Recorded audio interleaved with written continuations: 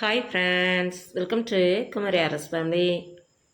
இன்றைக்கி காலையில் ஒரு vlog பார்க்கலாம். அது பசங்களுக்கு லன்ச்லாம் ரெடி பண்ணணும் பார்த்தீங்களா. அதனால் கவுண்டர் என்ன மெஸ்ஸியாக இருக்குதுன்னு சொல்லி நினைப்பீங்க.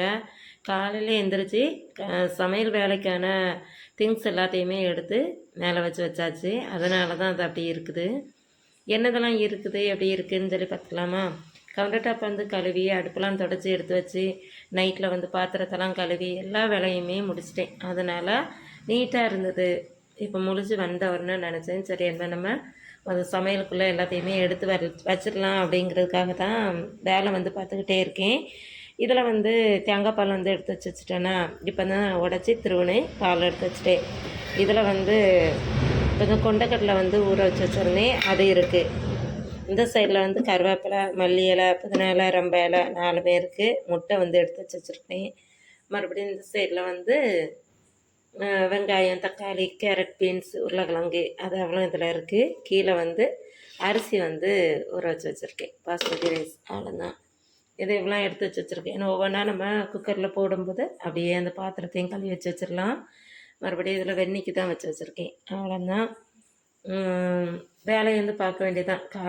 காலையில் வந்து பிரேக்ஃபாஸ்ட் என்ன செய்யணும், மதியானம் லஞ்சுக்கு வந்து எல்லாமே ரெடி பண்ணிட்டேன் அப்படின்னா மறுபடியும் இதில் வந்து தயிர் தான் இருக்குது. தயிர் இல்லை, அதாவது தயிருக்கு வந்து உர ஊற்றி வச்சுருக்கேன்.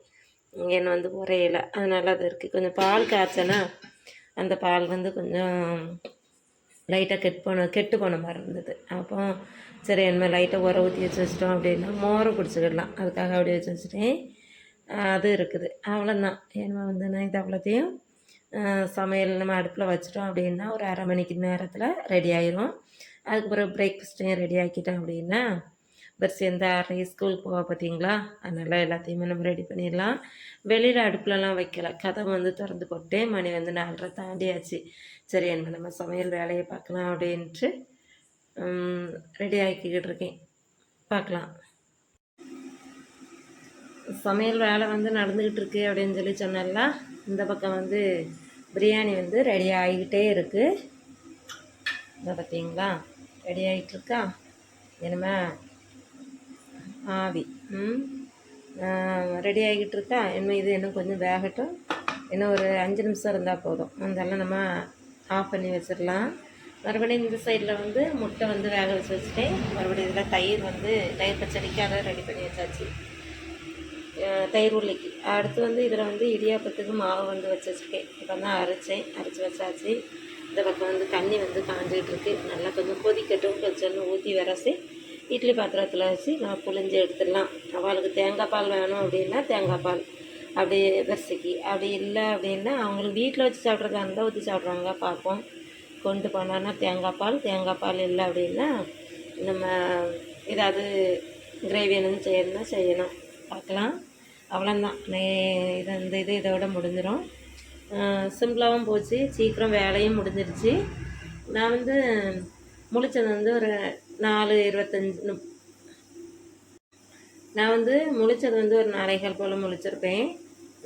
அதுக்கு பிறகு 4:30 காய்கறி எல்லாத்தையுமே நறுக்கி வச்சு எல்லாம் அரிசிலாம் ஊற வச்சு தேங்காய் திருவி பால்லாம் எடுத்து அப்படி வேலையெல்லாம் முடிச்சிட்டேன். அதுக்கு பிறகு மீதி மணி இப்போ வந்து 5 மணி தாண்டிடுச்சு. 5 ஆகுது. சமையல் வேலை எல்லாமே முடிச்சாச்சு. இனிமேல் வந்து நம்ம இதையும் அவிச்சிட்டேன் அப்படின்னா வேலை முடியும். அவள் லஞ்ச் பாக்ஸ் எல்லாம் கழுவி வச்சுருக்கேன்.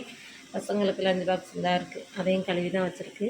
அதனால் இனிமேல் வந்து எல்லாத்தையும் ரெடி பண்ணி அவளுக்கு பேக் பண்ணி அனுப்பி விட்டுட்டு அதுக்கு பிறகு தான் காலையில் நம்மளுடைய ரொட்டீன் வேலையை பார்க்கலாம்.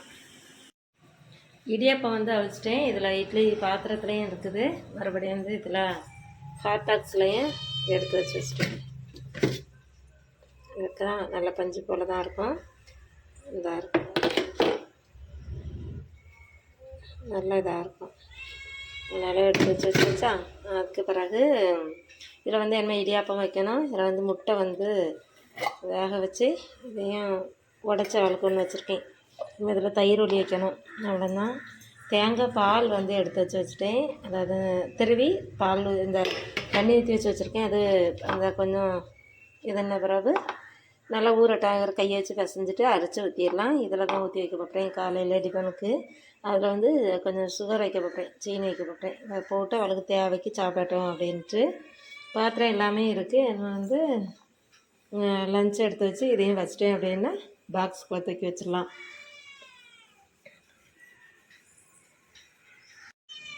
காலையிலே நான் வந்து முழிச்சிட்டேன்னா எங்கள் புதுசாக வந்து முழிச்சிட்டு பாருங்க. நான் வீடெல்லாம் தூக்காமல் கிடக்குது, என்ன தூக்கணுங்க பாருங்கள். கூப்பிட்றான்னா அவன் என்னென்னா, நான் வந்து சமையல் பண்ணிக்கிட்டு இருக்கேன்ல, எனக்கு ஏதாவது தான் சொல்லி கேட்கான். காலையிலே பால் வச்சுட்டேன், மறுபடியும் அது கரைஞ்சிக்கிட்டே இருக்குது. சரி, நான் வந்து இனிமேல் வேலை எல்லாமே அவளுக்கு எல்லாத்தையும் முடிச்சுட்டு அதுக்கு தான் வீட்டெல்லாம் தூக்கணும். எல்லாம் அப்படி இப்படி கிடக்குது, பார்க்கலாம். ஏன்னா வீட்டெல்லாம் கொஞ்சம் தூக்கணும், மறுபடியும் மிஷினில் வந்து கொஞ்சம் துணி போடணும்.